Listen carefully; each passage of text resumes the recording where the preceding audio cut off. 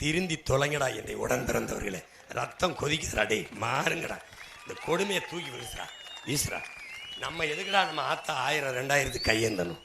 எதுக்குடா கையேந்தணும்? 60 வருஷம் ஆட்சி செஞ்சு 30 ரூபா சம்பாதிக்க முடியல நம்ம அம்மாவால். ஒரு இட்லி 30 ரூபாடா.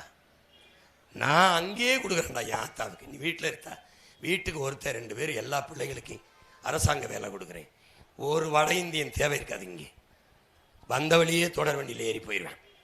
என் பிள்ளைகளை படிப்புக்கேற்ற பயிற்சியாக வச்சு திறன் மேம்பாடு வந்த உடனே உன் மகன் டாஸ்மார்க்கை பெரிய பூட்டா போட்டு மூடிட்டு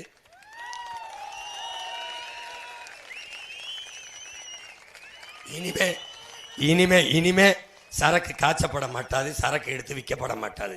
கடையில் இருக்கிற சரக்கை என் பேரம்பு மிக்க மது பிரியர்களே குடிச்சு தீர்த்துக்கிறங்க.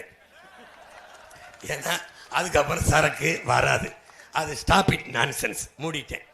50,000 கோடி அந்த மதுவை விற்று வருகிற வருமானம் குஷ்டரோய் கையில் இருக்க வெண்ணெய்க்கு சமம் என்று சொன்னது நான் இல்லை, நம்முடைய ஐயா அறிஞர் அண்ணா அவர்கள். அந்த குஷ்டரோய் கையில் அந்த வெண்ணெயை நக்கி தின்றவர்கள், அவர் பேரை சொல்லி கட்சி நடத்தின இந்த ஆட்கள் தான். இப்போ ஓம்பில் வந்து மூடிடுறேன். அப்போ எங்கள் ஆளுக உழைச்சி களைச்சி வந்தால் ஏதாவது கேட்பானே. அதான் இருக்க பனம்பால், தென்னம்பால், ஈச்சம்பால், மூலிகை சாறு திறந்து விடுறேன். நல்லா குடிச்சுக்க. கஞ்சா, அவின்னு, கொக்கைன்னு இதெல்லாம் விற்கிறவன் எங்கே விற்கிறான்னு குடிக்கிறவனுக்கு தெரியுது. கஞ்சா போடுறவனுக்கு, கொக்கைனை பயன்படுத்துகிறவனுக்கு, அவினை பயன்படுத்துகிறவனுக்கு தெரியுது. இந்த சந்தில் இங்கே விற்கிறான்னு இவனுக்கு தெரியுது. ஆனால் போலீஸுக்கு தெரியல. இப்போ ஓ மகன் ஆட்சிக்கு வந்துட்டா போலீஸுக்கு தெரிஞ்சிடும். எப்படி? போலீஸுக்கு தெரிஞ்சிடும்.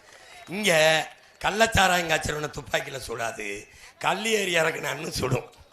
இப்போ நாம வந்தால் துப்பாக்கி ரிவர்ஸில் சுடும். யார்? டாஸ்மார்க்கு சரக்கு கள்ளச்சாராயம் காய்ச்சனமே. பொம்பளை பிள்ளை பள்ளிக்கூடத்துக்கு போகிற பிள்ளைய தூக்கிட்டு போய் வன்புணர்வு செய்கிறவன், கற்பழிக்கிறவன், கதற நாட்டுச்சாலையில் வச்சு நெத்தி போட்டில் போட்டு பெற்றவங்களுக்கு சொல்லுவேன், இந்த பிள்ளைய பெற்றதுக்கு நீ வருந்தாத. இந்த தோட்டா உங்களுக்கு ஒரு பாடத்தை சொல்லுது.